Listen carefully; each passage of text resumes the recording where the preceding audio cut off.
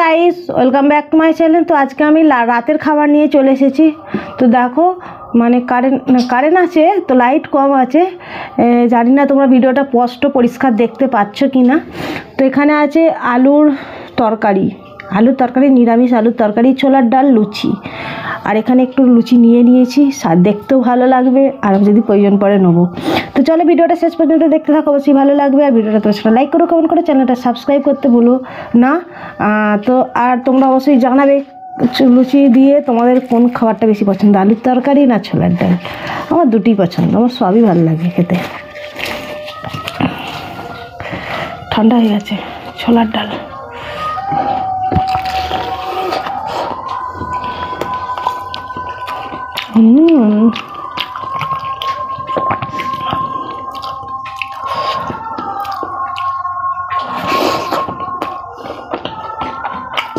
লঙ্কা,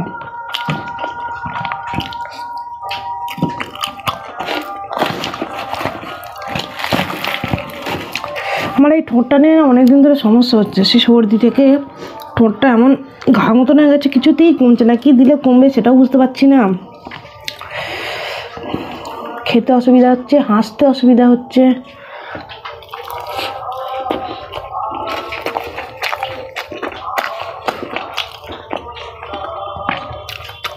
দাঁত বার করে হাসতে পারছি না, টান লাগছে। আলুটা তো নরম হয়েছে, কিন্তু তরকারিটা কেমন হয়েছে জানি না।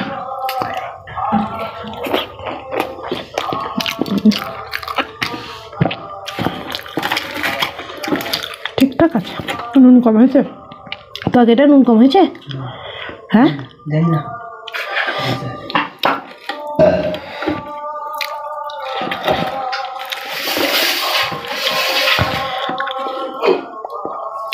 তো অনেক সবাই আমাকে অনেক রকমভাবে কোশ্চেন করেছে। তো অবশ্যই একদিন আমি কিউএনএ ভিডিও বানাবো।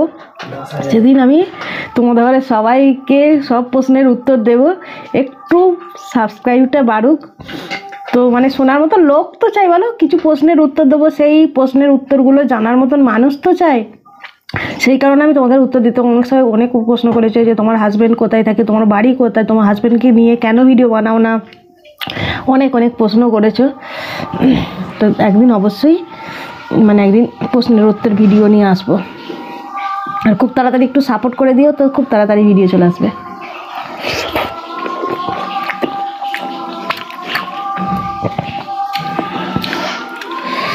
আলুটা ভালো লাগছে না খেতে, অতটা টেস্ট হয় না আলুটা।